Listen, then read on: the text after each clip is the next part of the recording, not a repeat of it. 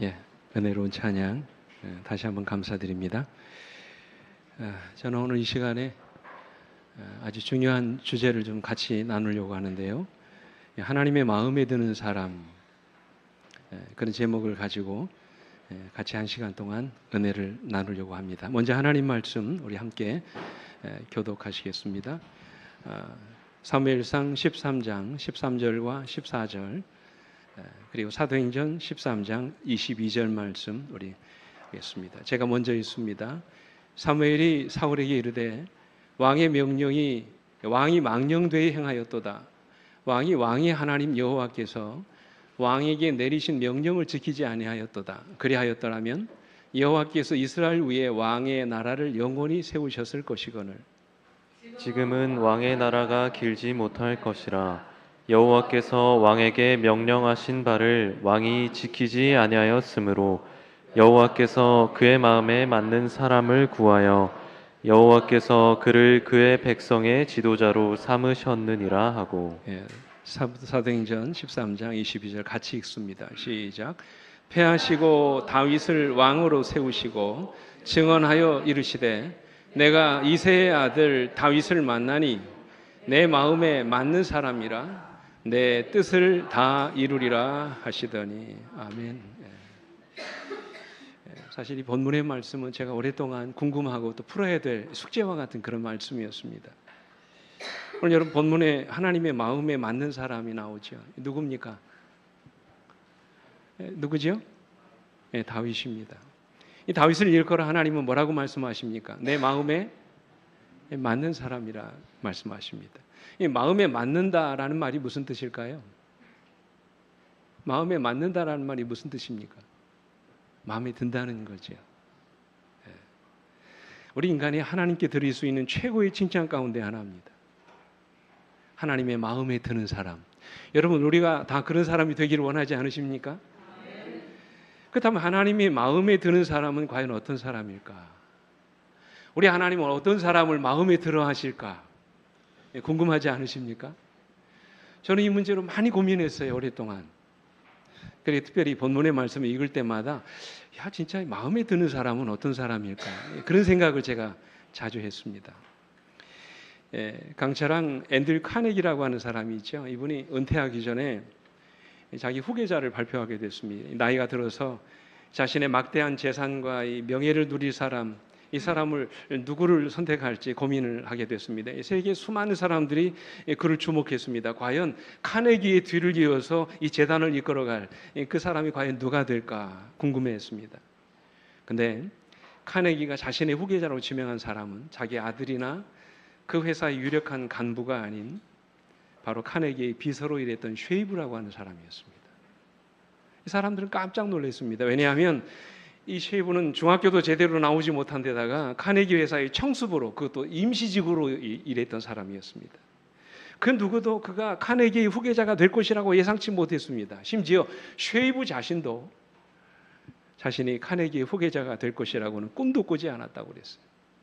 전혀 뜻밖의 인물이 카네기 후계자가 된 것입니다. 근데 카네기가 쉐이브를 자신의 후계자로 지명하면서 이런 유명한 말을 했습니다.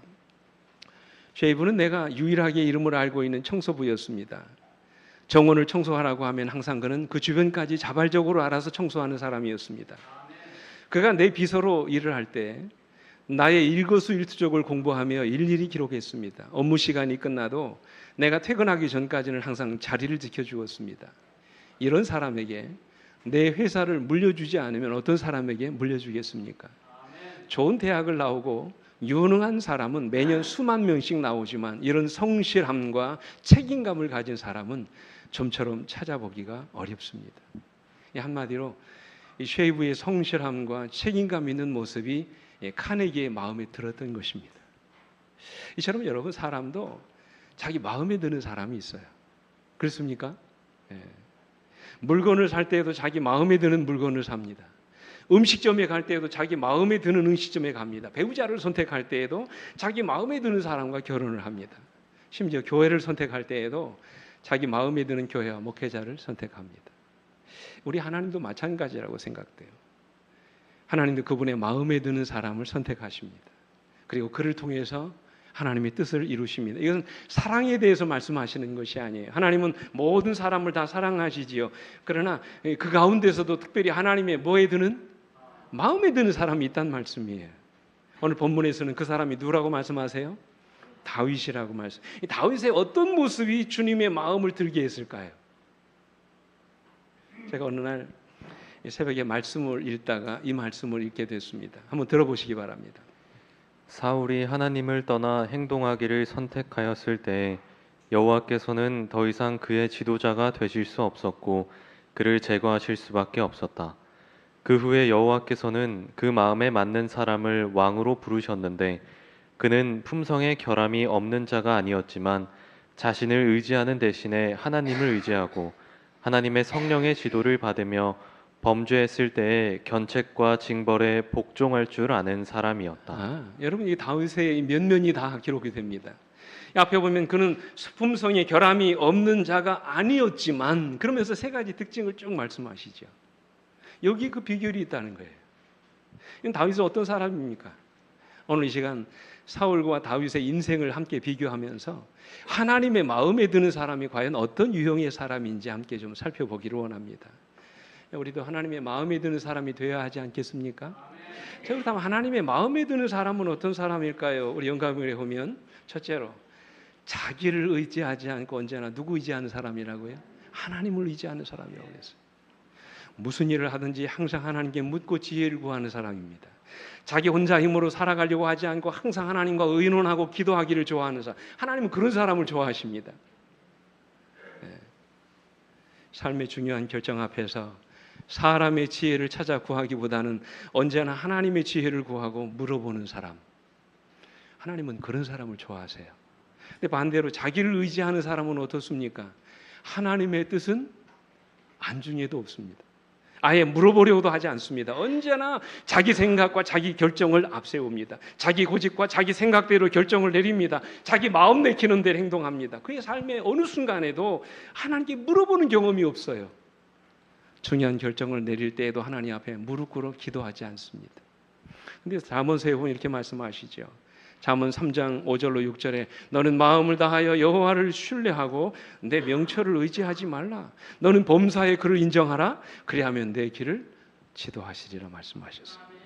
시편 146편 5절에도 야곱의 하나님을 자기의 도움으로 삼으며 여호와 자기 하나님에게 자기 소망을 두는 자는 뭐가 있다고요? 복이 있다고 말씀하셨어요. 여러분, 왜 사울은 버림받고 다윗은 택하심을 받았다고 생각하십니까? 사울을 미워하셔서 그럴까요? 아니죠. 하나님은 죄는 미워하시지만 결국 죄인은 미워하지 않으신다고 말씀을 하셨어요. 차이가 뭘까요? 사울에게 능력이 없는 것이 아닙니다. 사울에게 지혜가 없는 것도 아니었습니다. 얼마든지 사울에게도 하나님의 일을 할 수 있는 능력과 힘이 있었습니다. 그런데 하나님이 사울을 버리셨어요. 이유가 뭘까요? 영감에 그래 보면 그는 하나님을 의지하기보다는 자기를 의지하려고 했다 그랬어요. 자기 힘과 지혜만을 믿었다고 말씀하셨어요. 무슨 일이든지 하나님과 의논하려고 하지 않았어요. 그래서 하나님이 사울과 함께 하실 수 없었던 것입니다. 다시 말하면요, 하나님이 사울을 밀어낸 것이 아니라 사울이 그의 삶에서 누구를 밀어낸 거예요? 하나님을 밀어낸 것입니다. 그래서 하나님이 그와 함께 하실 수 없었던 거예요. 그런데 처음부터 사울이 그랬던 것은 아닙니다. 적어도 사울이 이스라엘의 초대 왕으로 부르심을 받았을 때는 그렇지 않았어요. 여러분 성경을 보십시오. 사무엘상에 보면 무슨 일을 하든지 하나님께 먼저 지혜를 묻고 구했습니다.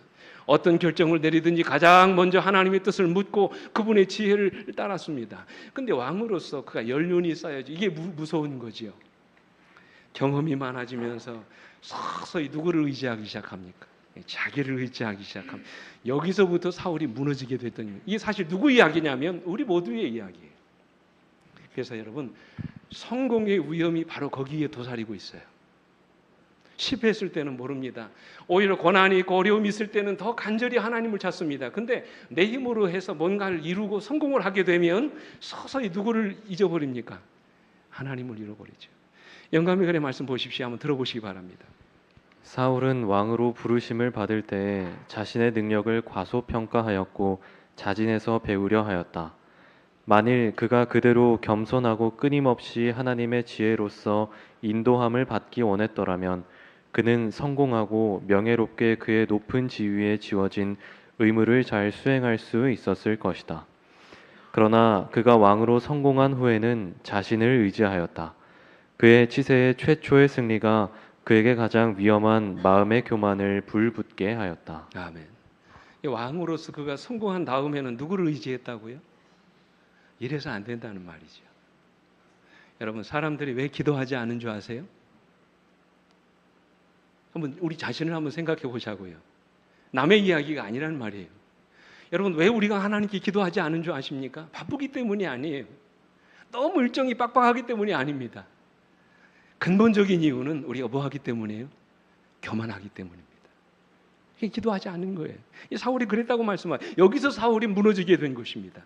비록 사울이 처음에는 하나님을 의지하고 모든 영광을 하나님께 돌리는 겸손한 인생을 살았지만 성공의 경험이 쌓여지기 시작하면서 서서히 누구를 의지하기 시작했다고요? 자기를 의지하기 시작했다고 했어요. 그 대표적인 사건이 바로 오늘 본문에 기록된 사건입니다. 오늘 본문에 제가 읽지 않았습니다만 앞뒤 문맥을 보면요, 블레셋과의 전쟁이 일어났습니다. 사실 이 전쟁은 하나님이 허락하신 하에 이루어진 전쟁이 아니었습니다. 이 사울의 아들이었던 요나단이 블레셋 군대의 수비대를 쳤다가 그만 그것이 싸움의 발단이 된 것입니다. 이 전쟁이 일어나게 된 거예요. 어떻게 합니까? 블레셋이 쳐들어오기 생겼는데, 그래서 이 사울이 이제 나팔을 불어 백성들을 길갈에 모았습니다. 전쟁을 시작하려고 했던 것입니다. 근데 여러분, 사울이 맨 처음에 이스라엘 왕으로 기름 부음을 받았을 때 사무엘로부터 받은 명령이 하나 있습니다. 그게 뭔지 아세요? 사무엘상 10장 8절을 보시기 바랍니다. 너는 나보다 앞서 길갈로 내려가라. 내가 거기서 내게로 내려가서 번제와 화목제를 드리리니 내가 내게 가서 내가 행할 것을 가르칠 때까지 7일 동안 뭐하라? 기다리라 그랬어요. 여러분, 어디서요? 어디서? 길갈. 여러분, 길갈은 어느 곳인지 아시죠? 유대 백성들이 요단을 건너서 처음으로 정착해가지고 이게 진을 쳤던 곳입니다. 그곳에서 이스라엘 백성들이 할례를 받았습니다. 하나님과 언약을 새롭게 한 곳입니다. 이 길갈이라고 하는 것은 이 정치적인 중심지입니다. 이 길갈에서 사울이 처음으로 기름 부음을 받았잖아요. 이스라엘의 왕정이 처음으로 시작된 곳이 어디냐면 길갈입니다. 그래서 여러분, 이 사무엘이 말한 것입니다. 위기를 만날 때마다 어디로 오라는 거예요? 길갈로 내려오라는 것입니다. 그리고 그곳에서 사무엘이 하나님 앞에 제사를 드리고 사무엘을 통해서 하나님이 무슨 명령을 주시든지 그 말씀을 주실 때까지 뭐하라? 기다리라. 이게 하나님의 명령이었습니다. 근데 7일을 기다려도 사무엘이 오지 않았습니다. 그때 사울이 어떻게 했습니까? 사무엘이 드렸어야 될 제사를 누가 드려요? 사울이 대신 드리고 말았습니다. 그리고는 백성들이 흩어지고 이 사무엘이 정한 날짜에 오지 않았으므로 부득이하여 자기가 제사를 드렸다고 변명을 늘어놓습니다. 여러분, 문제가 무엇입니까? 여러분, 그 무엇을 잘못한 것입니까? 겉으로 보면 이 사울의 잘못은 마땅히 제사장이 드려야 될 제사를 뭐가 드린 거예요? 사울이 드린 것입니다. 이게 드러난 잘못입니다. 물론 맞는 말씀이에요. 왜요? 제사는 반드시 누가 드리게 되어 있기 때문에? 제사장이 드리도록 되어 있기 때문입니다. 근데 여러분, 이것이 정말로 사울에게 있어서 가장 큰 문제였을까요? 저는 아니라고 생각해요. 그보다 더 중요한 문제가 있었습니다. 그것은 바로 사울이 하나님의 명령을 기다리지 않았다는 거예요. 내가 내게 가서 내게 행할 일을 가르칠 때까지 뭐하라? 기다리라고 말씀하셨는데 기다리지 않았어요. 그리고는 자기 마음대로 제사를 드려버렸습니다. 하나님은 사울이 기다리기를 원하셨습니다. 섣불리 전쟁에 나가지 말고 하나님의 지혜와 지혜를 구하기를 원하셨습니다. 그러나 사울은 기다리려고 하지 않았어요.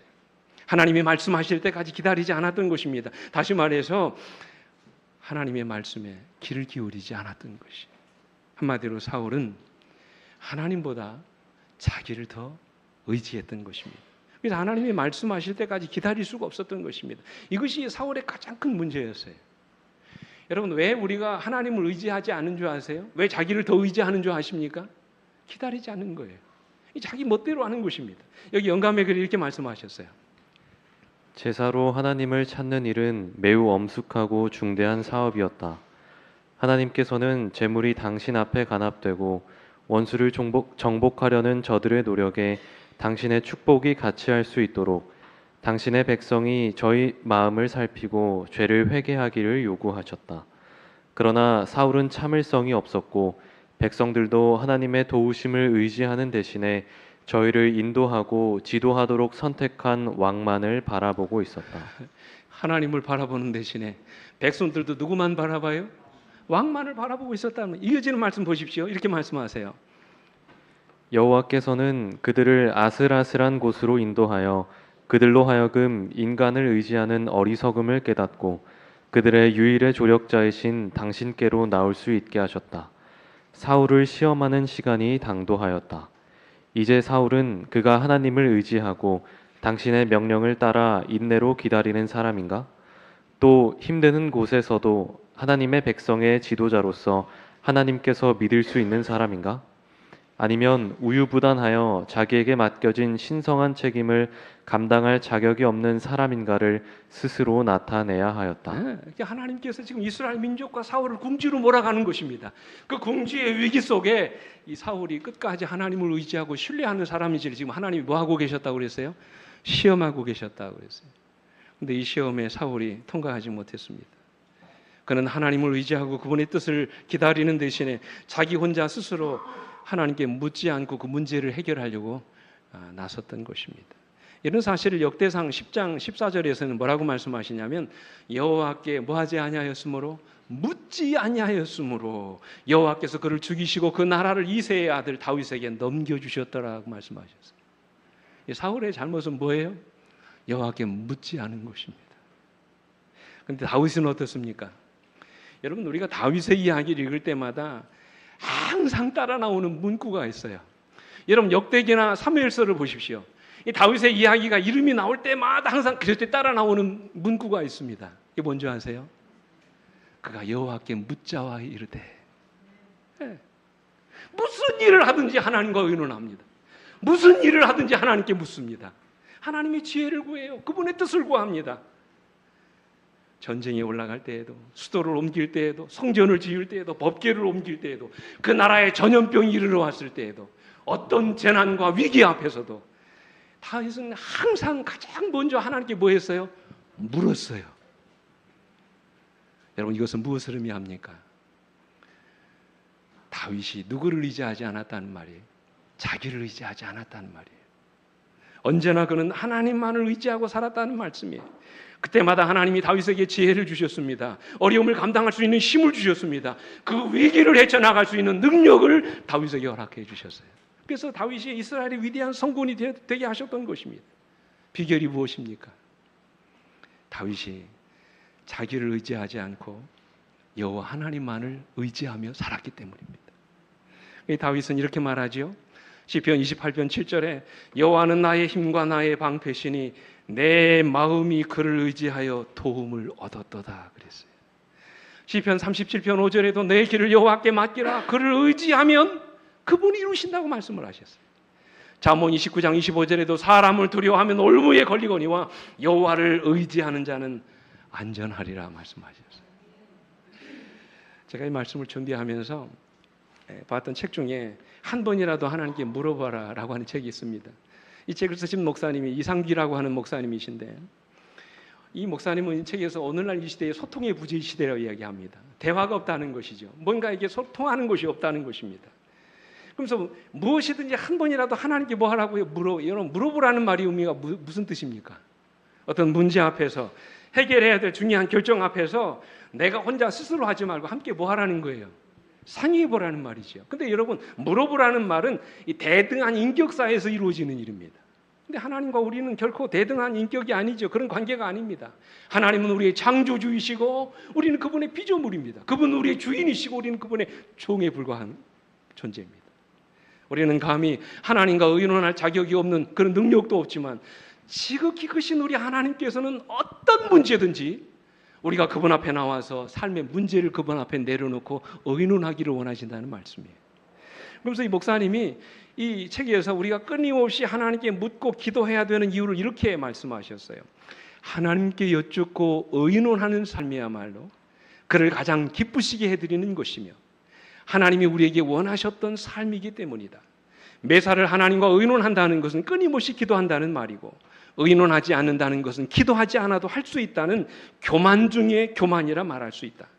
피조물된 우리가 창조주 하나님께 묻지 않고 실행하는 것이야말로 우리는 모든 불순종의 뿌리이며 은혜와 능력의 하나님을 무시하는 행위이기 때문이라고 그랬어요. 여러분, 우리가 기도하지 않으면 하나님을 뭐 하는 것과 똑같다고요? 무시하는 것과 같다고 말씀하셨어요. 여기 이탈리아의 한 작은 마을에 노인들의 어머니라고 불리는 엘레나라고 하는 여인이 있었습니다. 이 사람이 이제 세계적인 양로원을 경험하면서 수많은 외로운 노인들을 돌보는 이 사역을 통해서 지난 1990년도에 노벨 평화상 후보에 오를 정도로 참 훌륭한 삶을 사셨던 그런 분입니다. 근데 그가 어떻게 이렇게 위대한 인물이 될 수 있었는지 한 기자가 물었더니 엘리나는 자신이 가지고 있었던 최고의 덕목인 겸손한 기도에 있었다. 그는 그렇게 얘기합니다. 삶의 모든 순간에 그는 하나님 앞에 기도했다는 것입니다. 자주 하나님께 물었다는 것입니다. 그 이야기를 그가 하는 것입니다. 일찍 이 여인이 젊었을 때 중국 선교에 대한 꿈을 갖고 있어요. 중국이 선교사가 되는 것이었습니다.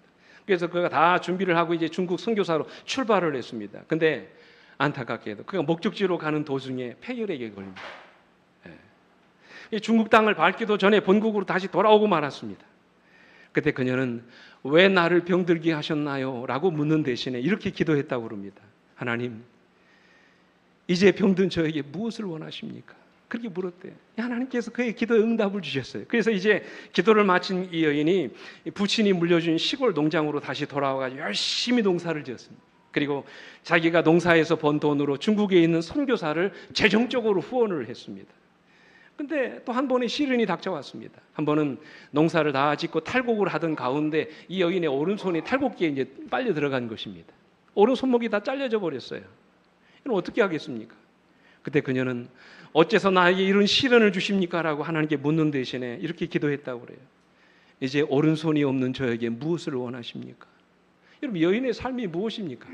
계속해서 문제가 있을 때마다 하나님께 뭐 하는 것입니까? 묻는 것이었어요.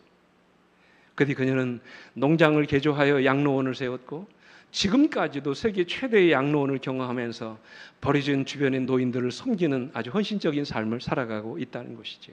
이처럼 그녀의 삶의 모든 순간순간마다 그녀는 하나님께 물었고 하나님은 그때마다 그녀의 위기 상황을 헤쳐나갈 수 있는 믿음을 주시고 감당할 수 있는 힘을 주셨다는 말씀이에요. 사랑하는 성도 여러분, 우리가 어떻게 하나님의 마음에 드는 사람이 될 수 있을까요? 여러분, 특별히 호소합니다. 혼자서 다 할 수 있다는 생각을 버리시고 삶의 모든 순간순간마다 하나님의 도우심을 구하시길 간절히 바랍니다. 내 자신을 의지하기보다 끊임없이 하나님을 의지하며 그분의 도움을 받으며 살아가시게 되기를 간절히 바랍니다. 내 자신의 판단이나 생각보다도 언제나 하나님의 지혜와 그분의 결정을 우선시하고 살아가시길 간절히 바랍니다. 하나님은 그걸 참 좋아하세요. 하나님, 이때 내가 어떻게 할까요? 이런 선택의 기로에서 제가 어떤 결정을 내려야 되겠습니까? 자주 물으십시오. 이것을 우리 하나님은 뭐 하신다고요? 대단히 좋아하세요. 그런 사람을 우리 하나님이 어떻게 하신다고요? 마음에 들어 하십니다. 우리 모두가 다 그런 하나님의 마음에 드는 사람이 되기를 주님의 이름으로 축원합니다. 둘째로 하나님의 마음에 드는 사람은요, 하나님의 말씀 앞에 두말 없이 순종하는 사람이에요. 여러분, 이런 사람을 아까 영감역에서 뭐라고 말씀하셨습니까? 성령의 지도를 따르는 사람이라고 말씀하셨어요. 여러분, 성령의 지도를 따르는 사람이 어떤 사람인 줄 아세요? 바로 그런 사람은 매 순간마다 하나님이 주시는 말씀에 순종하는 사람. 그것이 안식일이든지 음식물이든지 아니면 내 생사와 관련된 말씀이라도 하나님이 주신 말씀 앞에 의심 없이 주저함이 없이 순종하고 따라가는 사람입니다. 오늘 본문이 시작되는 13절에 이렇게 말씀하시죠. 사무엘이 사울에게 이르되 왕이 망령되이 행하였도다. 왕이 하나님 여호와께서 왕에게 내리신 명령을 뭐하지 아니하였도다. 지키지 아니하였도다 그랬어요. 여러분, 생각해 보십시오. 이 왕이 어떻게 했다고요? 왕이 하나님께서 내리신 명령을 뭐하지 않았다고요? 지키지 않았다고 말씀하셨어요. 한번 여러분 역으로 한번 생각해 보십시오. 저는 이 말씀을 준비하면서 그런 생각을 했어요. 이 사울이 제사를 드린 것이 그렇게 죄가 됩니까? 여러분, 그가 제사를 드리면 안 되는 것입니까? 상황에 따라 그럴 수도 있지 않나요? 여러분 생각은 어떠십니까? 누가 드리면 어때요? 그것이 그렇게 중요한 문제인가요? 가만히 기다리고 있는 것보다 더 낫지 않을까요? 아예 제사를 드리지 않고 전쟁에 나가는 것보다는 누구든지 드리고 전쟁에 나가는 게 더 맞지 않습니까? 근데 여러분, 문제의 본질은 거기 있지 않아요.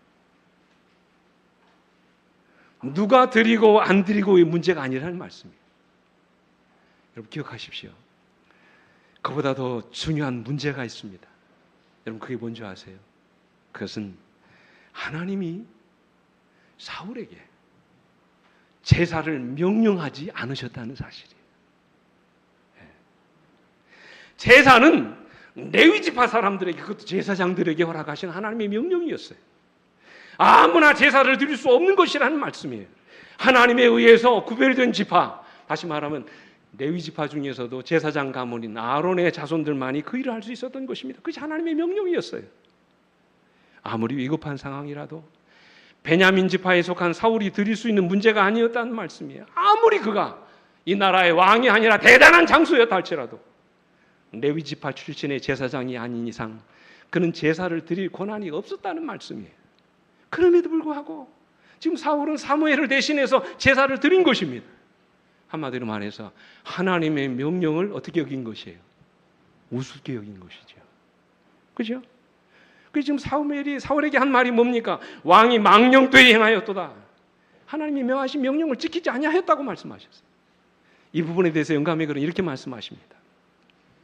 하나님께서는 그 직무를 위하여 성별된 자만이 당신 앞에 제사를 드리도록 명하셨다. 그러나 사울은 번제물을 이리 가져오라 하고 갑옷을 입고 무기를 가진 채 제단에 나아가 하나님 앞에 제물을 드렸다. 보세요. 자기 마음대로 제물을 드리는 거예요.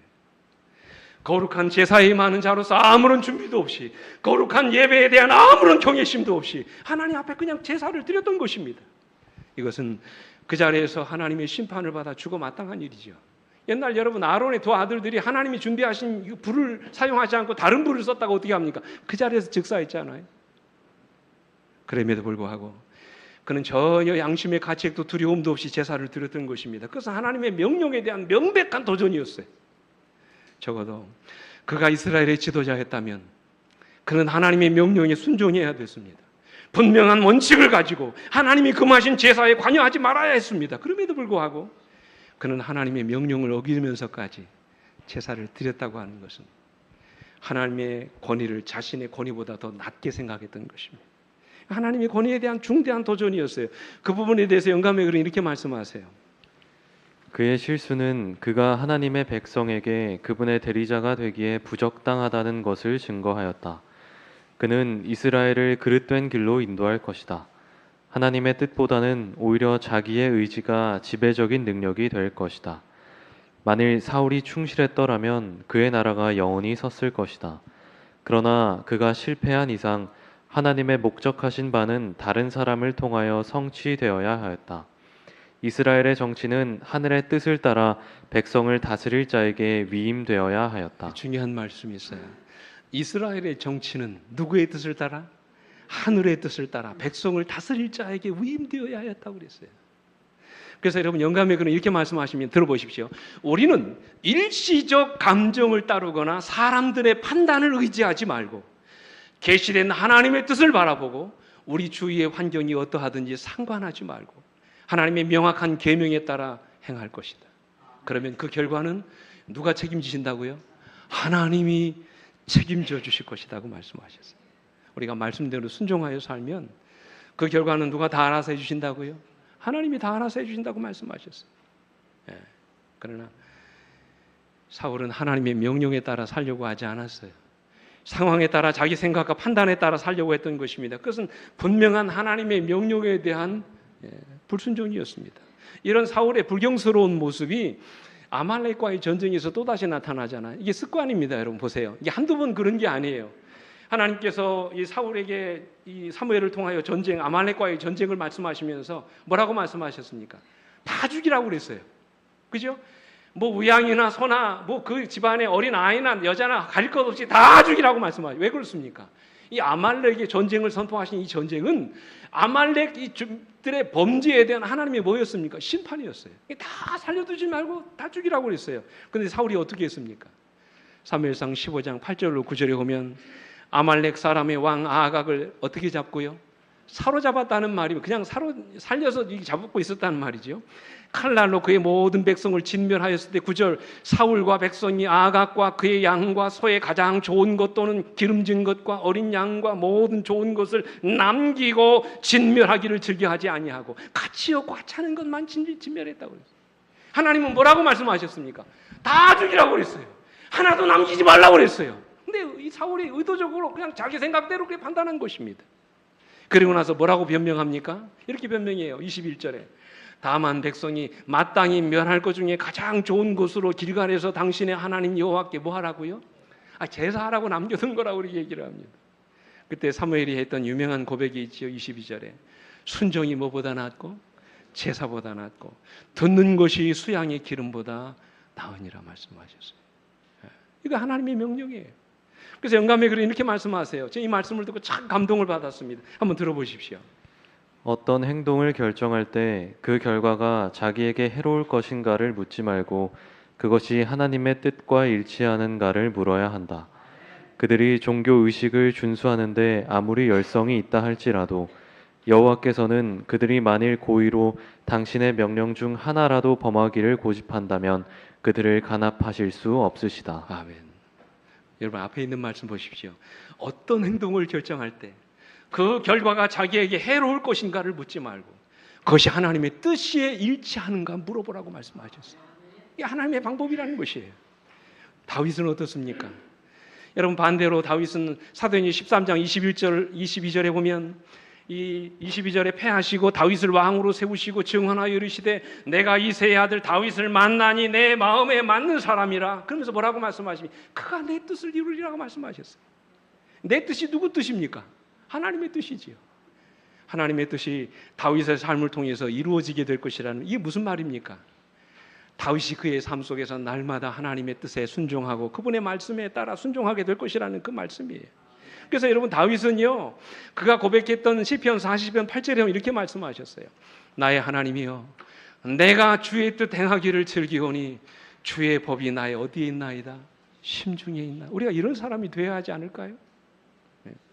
선택의 기로에서 항상 하나님의 뜻을 먼저 묻고 그 뜻에 따라 우리가 순종하는 사람, 하나님이 어떤 명령을 주시든지 내 상황이나 형편을 생각하지 않고 하나님의 뜻에 우리가 순종할 수 있는 사람, 하나님께서 그런 사람을 좋아하시는 거예요. 제가 이 말씀을 준비하면서 감동을 받았던 한 이야기가 있는데 이 이야기입니다. 여러분 혹시 우간다의 무세베니 대통령 이야기 혹시 아십니까?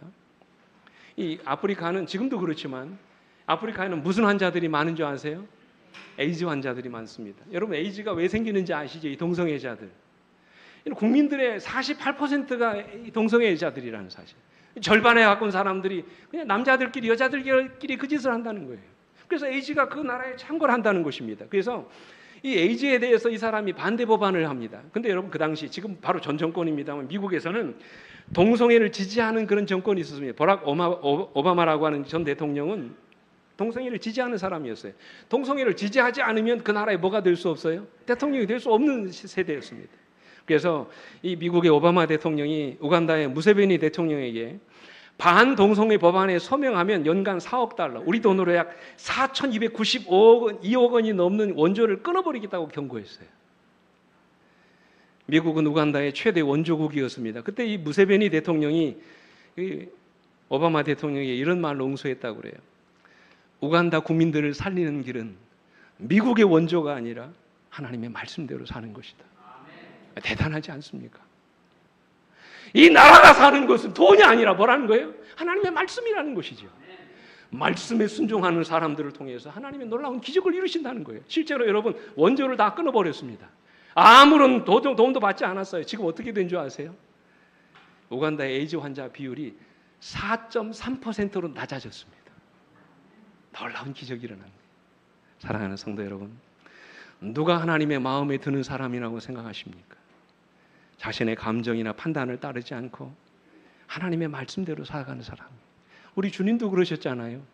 겟세마네 동산에서 그분이 기도하실 때 아버지여 할 수만 있으면 이 잔을 내게서 지나가게 하옵소서. 그러나 나의 원대로 마옵시고 아버지의 원대로 되기를 원하나이다.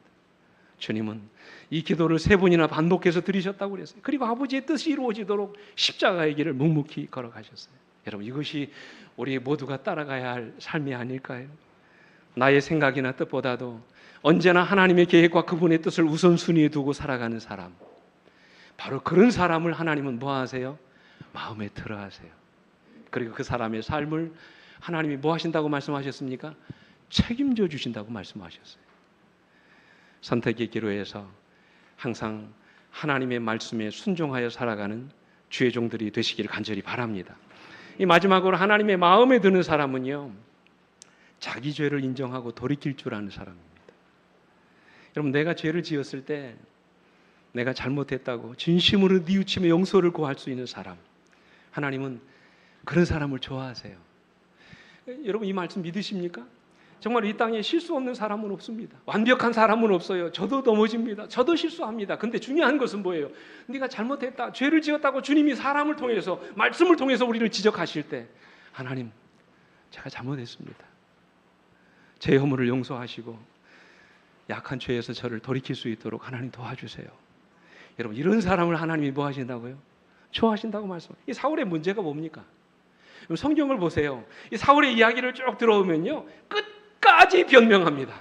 내가 안 했다고 얘기합니다. 자신의 책임을 뭐 합니까? 다른 사람에게 다 떠넘깁니다. 그리고 한 번도 하나님 앞에 죄를 지었다고 회개하느라고 그렇게 고백하지 않아요.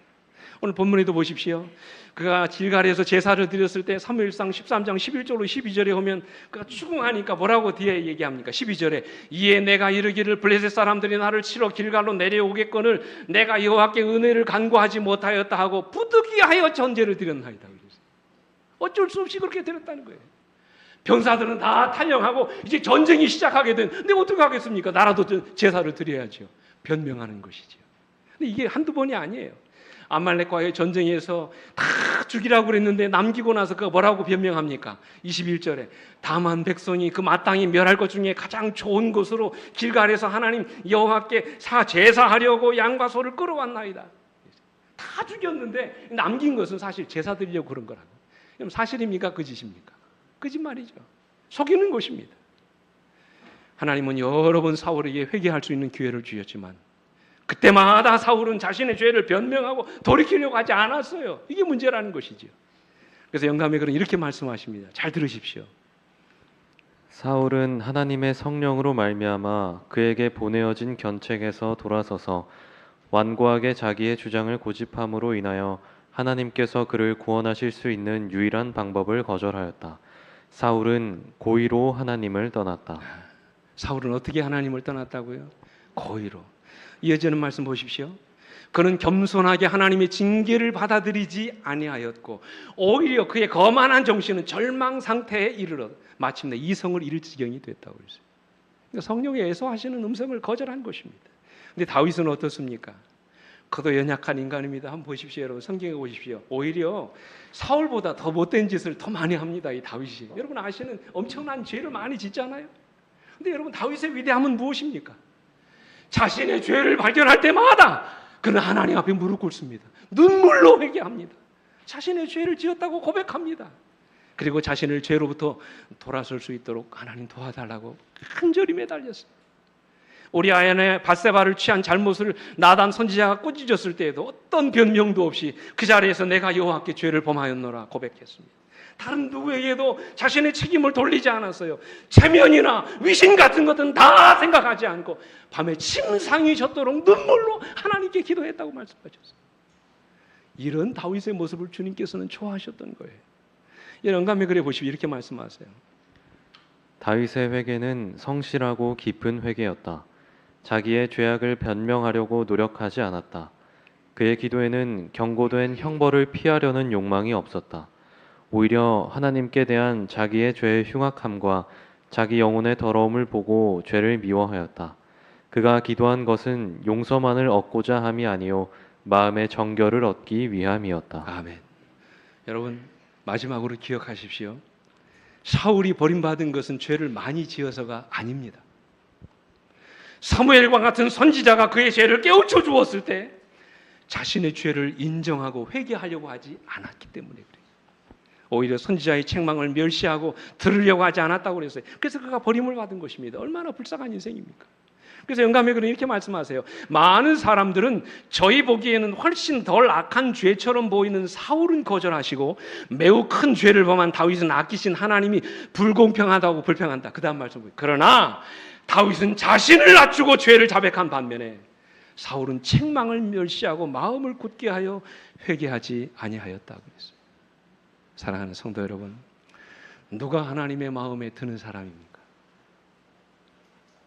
하나님이 나의 심령을 깨우치셔서 나의 죄악을 깨닫게 하시고 나의 죄를 보게 하실 때 나의 죄를 인정하고 하나님 앞에서 회개하는 사람이에요. 하나님은 그 사람을 좋아하세요. 하나님은 그런 사람을 어여삐 여기십니다. 그리고 그 영혼을 다시 회복시켜 주십니다. 이제 말씀을 마치면서 한 이야기만 드리고 제가 마치겠습니다. 미국의 유명한 전도자 가운데 빌리 썬데이라고 하는 사람이 있습니다. 이 사람이 어떤 분이냐면 유명한 전도자 여러분 아시죠? 요즘 우리나라에 자주 이렇게 왔다 갔다 했던 그 유명한 전도자 빌리 그레함보다 그 당시에 이제 굉장히 앞서서 전도회를 많이 하고 선풍적인 인기를 끌었던 그런 전도자입니다. 이분이 살아있는 동안 전도해가지고 회심시킨 신자들의 수가 100만 명에 이른다고 하잖아요. 미국에서 굉장히 유명한 봉사입니다. 특별히 이분이 하신 일 가운데 현대적인 기획과 음악을 동원해가지고 이 전도회를 아주 감동적으로 이끄는데 아주 탁월한 소질이 있는 사람이었어요. 근데 이분이 유년 시절에 아버지를 일찍 여의었습니다. 그러니까 힘들지 않아요. 어렵게 살았습니다. 아주 가난했습니다. 이분이 14살 때부터 학교에서 급사 일을 했습니다. 급사가 뭔지 아시죠? 옛날 소사라고 불렀잖아요. 구준일 하시는 분. 근데 이분이 추운 어린 날에 추운 겨울이 되면 새벽 2시에 일어나가지고 말이죠. 학교마다 교실마다 돌아다니면서 뭐를 하는 일 했냐면 난로를 피우는 일. 석탄 난로가 잘 안 붙잖아요. 그러니까 새벽같이 일어나가지고 그 일을 한 것입니다. 그렇게 해가지고 번 돈이 한 달에 25달러입니다. 그 당시에는 뭐 큰 돈은 아니었습니다. 월급으로 받으면 이 25달러의 어음을 이제 은행에 넣고 은행에서 자기 현금을 찾아가는 것입니다. 월급이 타는 날이 돼가지고 이제 현금으로 바꾸려고 은행에 갔습니다. 자기 어음을 딱 내밀었는데 은행 직원이 뭔가를 착각했는지 25달러를 내주는 것이 아니라 40달러를 내주는 거예요. 여러분 같으면 어떻게 하시겠습니까? 내가 받을 돈은 얼마예요? 25달러예요. 근데 딱 주는 게 몇 달러예요? 40달러, 15달러를 더 주는 것입니다. 여러분 15달러는 지금 엄청난 돈이 그 당시만 하더라도 거의 자기 봉급의 절반보다 더 많은 돈을 더 준 것입니다. 어떻게 해야 될까요? 당연히 그 자리에서 어떻게 했어야 됩니까? 내가 받아야 될 것도 25달러인데 왜 40달러를 주십니까? 이렇게 다시 돌려줘야 되지 않습니까? 순간적으로 이 사람이 마음이 약해진 것입니다. 돈 앞에 여기 장사 없잖아요. 그냥 슬그머니 집어넣습니다. 그리고는 이제 집에 돌아오면서 쾌재를 불렀습니다. 횡재한 거라고 생각했지요. 그는 그 15달러를 받고 자기 돈으로 쓰긴 했지만, 넣긴 했지만 마음에 뭐가 생깁니까? 가책이 있는 것입니다. 이 친구에게 물었어요. 이 돈을 어떻게 하면 좋겠냐고. 그랬더니 그 친구가 이렇게 얘기하더래요. 나라면 그 돈으로 연극을 보겠다. 이 용기를 얻었습니다. 그래가지고 이 사람이 15달러의 돈으로 뭐 했냐면 새 양복을 맞춰 입었다는 거예요. 그리고 이제 난생 처음으로 양복을 입었습니다. 세월이 흘렀습니다. 5년의 세월이 지났어요. 아주 우연한 기회에 이 사람이 교회에 나가서 전도를 받고 그리스도인이 됐어요. 신앙생활을 하게 됐습니다. 그런데 여러분 5년의 세월이 지났는데도 여전히 그 마음속에 그런 양심의 가책이 있는 거예요. 기도할 때마다 하나님께서 그 마음속에 이런 말씀을 주시는 거예요. 빌리야, 너에게는 은행비 15달러가 있다. 그것을 어떻게 하겠니? 눈을 감고 기도할 때마다 그 기도의 음성을 들려주시는 거예요. 그러니까 성령께서 그 마음에 역사하시고 깨우쳐 주시는 말씀이에요. 그때 빌리가 하나님께 이렇게 따져 물었답니다. 그 돈은 은행도 모르는 돈입니다. 내가 억지로 받은 것도 아니고 은행이 실수해서 한 건데 왜 하나님 나한테 그러세요? 계속해서 거절했다는 거예요. 그래도 하나님은 계속해서 말씀하셨어요. 그러나 나는 알고 있고 절대로 잊지 않는다. 5년에 걸쳐서 그 기도를 들었다는 거예요. 5년에 걸쳐서 계속 하나님의 음성이 들립니다. 도저히 이 죄를 해결하지 않고는 자기 신앙생활을 할 수 없다는 사실을 알게 됐어요. 그는 결심을 하고 사과 편지와 함께 15달러의 현금을 집어넣어 가지고 은행에 보냈다는 거예요. 그랬더니 그날 밤 하나님께 이런 말씀을 주셨대요. 네, 죄사함을 받았느니라. 그 이후에 빌리 샌데이가 위대한 전도자가 되었다는 그런 이야기예요. 사랑하는 성도 여러분, 저를 비롯해서 우리는 다 실수와 허물이 많은 사람입니다. 그러나 우리가 어떻게 하나님의 마음에 드는 사람이 될 수 있다고 말씀하셨습니까? 우리 자신의 죄를 인정하고 돌이킬 줄 아는 사람이 되는 것입니다. 우리가 저지른 죄를 고백하고 그 길에서 떠나가는 것입니다. 그렇게 하면 하나님은 우리를 대하사 미쁘시고 의로우사 우리 모든 죄를 사하시며 우리를 모든 불의에서 깨끗게 해주시겠다고 말씀하셨어요. 이런 경험이 우리들의 삶에서 날마다 일어나게 되기를 간절히 바랍니다. 한순간도 우리의 부끄러운 과거나 제도를 숨기지 않게 되기를 간절히 바랍니다. 하나님 앞에서 언제나 정직하고 진실한 모습으로 살아가시게 되기를 간절히 바랍니다. 그리고 우리 속에서 죄가 발견될 때마다 회개함으로 깨끗이함을 받게 되시는 여러분과 제가 되기를 간절히 바라면서 오늘 말씀을 마치겠습니다. 우리 함께 일어나셔서 찬양하십니다.